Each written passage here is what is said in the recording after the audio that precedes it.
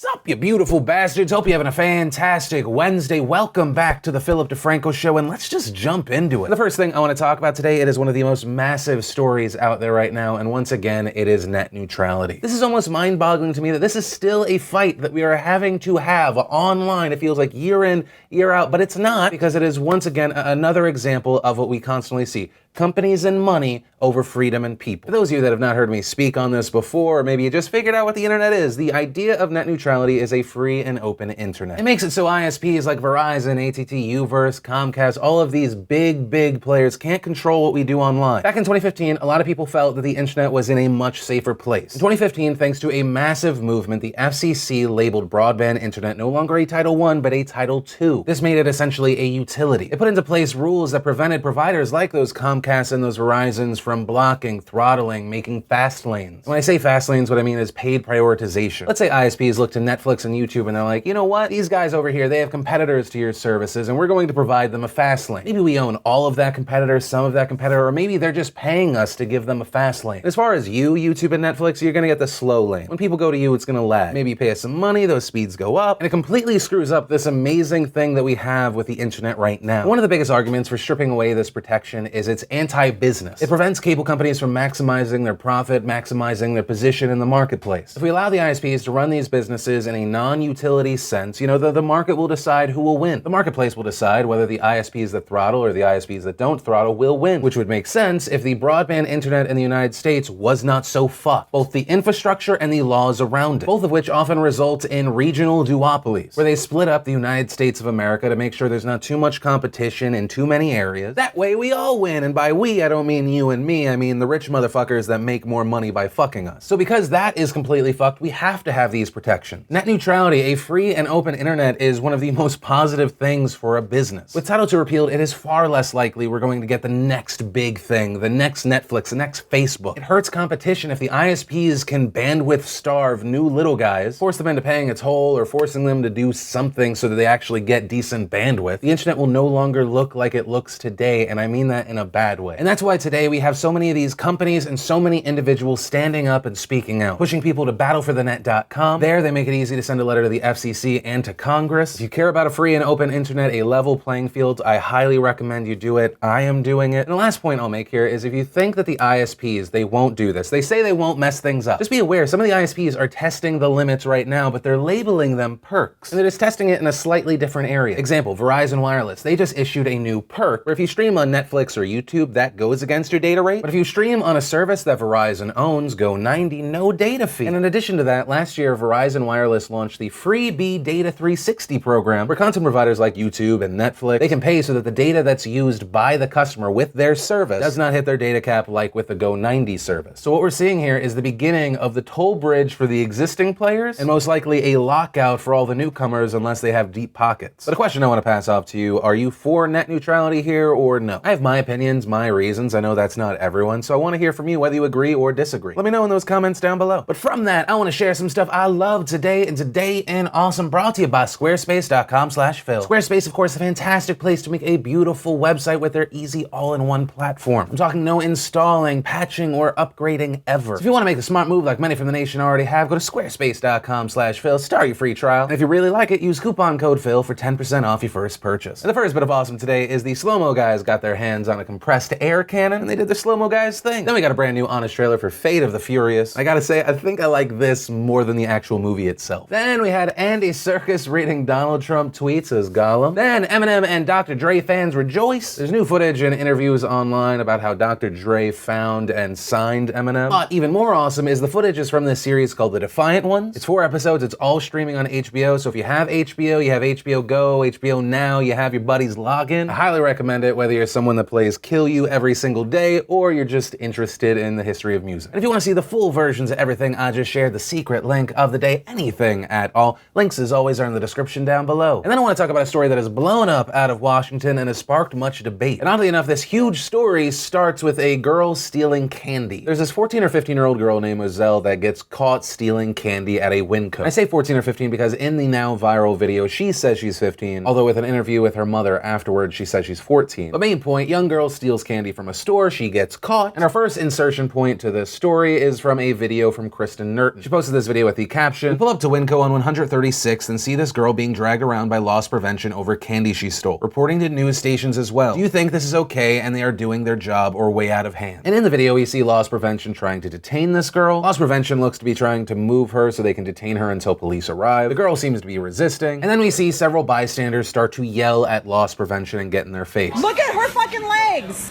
She's resisting. I don't. Are you a cop? Do you have a badge?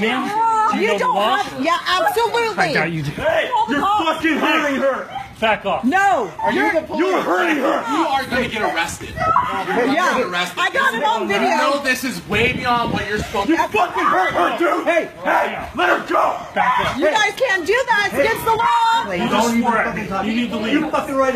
Are you a Right cop? now, you need to leave. And the video ends when the police arrive, so of course the question becomes, well, what happened? Well, as far as Winco loss prevention, they're in the clear. The police released a statement saying, based on interviews with multiple witnesses who were crowding around the detention by the loss prevention staff, none were able to describe any assaultive behavior on the part of the loss prevention staff, and the video shows the suspect continuing to resist being handcuffed and detained. And the store involved here, Winco, also released a statement saying, Winco Foods began to investigate immediately after the incident took place. While in our store, the individual concealed items and left the store without paying. The individual was then approached by Winco Foods loss prevention employees who identified themselves as such. As our employees questioned the individual, she attempted to flee and was detained by Winco's loss prevention. At this point, the individual initiated contact by physically attacking multiple employees. All of this occurred immediately before the footage started in the video posted on social media. And Winco Foods immediately called the police department. As far as the teenager here, Mizelle, she is not just facing a misdemeanor now. She is facing second-degree robbery charges. That's a felony. As far as why her charge was upgraded from a misdemeanor to a felony, the police said it was because she resisted and employees sustained injuries. And after all this, Mizelle's mother went on TV. And there she said, I mean, yeah, she did steal and that's wrong. She needs to be held accountable for that candy bar, but not the way they handled it. There should be consequences for them to treat a 14-year-old like that. Kids make mistakes. I did. Her life shouldn't be ruined for it. I just know how hard it's going to be with a felony and over a candy bar. It's stupid. And so what I would say to that statement is, yes, it would be incredibly stupid for this teenager to be charged with a felony if it was only because she stole a candy bar. But from the reports of what happened before the filming started, it sounds like your daughter attacked staff. That is why we're talking about a felony here. And as far as was it legal for loss prevention to do that? Not to completely shit on the woman that identified herself as a lawyer in the video. Are you a lawyer?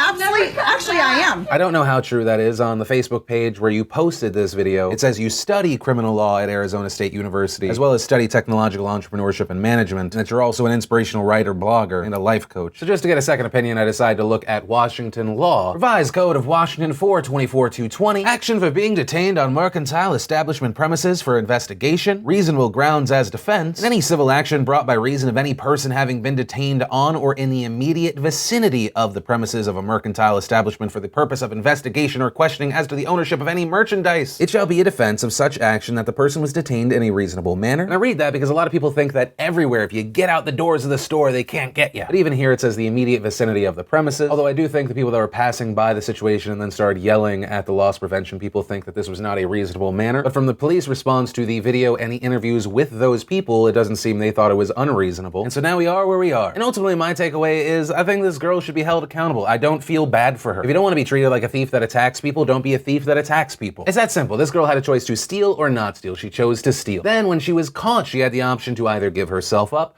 run away, or run away while also being physical. We check off another box and we get to the point where she can either resist or not resist, and she resists. Honestly, and I'm probably gonna get shit for this, I think the only reason so many people are coming to her defense is she looks like a small little helpless white girl. This poor little pretty white girl. What did she ever do? She stole and apparently attacked someone. She looks like if she was missing, they'd actually talk about her on the news. What could she do? But of course, I wanna pass it off to you. This is the Philip DeFranco Show. It's not just a show, it is a conversation. I give you the story, I give you my opinion, and then I wanna hear from you. Whether you agree, you disagree, what are you thinking here, and why are you thinking? Let me know in those comments down below. And that's actually gonna be the end of today's show. Oh my God, a sub 10-minute show? I know, but I have to go take my wife to an ultrasound. It's probably gonna be one of the last ones before the second baby's here. And as much as I love trying to give you bigger shows, I think I love my wife a little bit more. And remember, if you like this video, you like what I try and do on this channel, hit that like button. If you're new here, hit that subscribe button. Also, if you missed the last Philip DeFranco Show, you wanna catch up, click or tap right there to watch that. Or if you wanna see today's brand new behind the scenes vlog, click or tap right there to watch that. But that said, of course, as always, my name's Philip DeFranco. You've just been filled in. I love yo faces, and I'll see you tomorrow.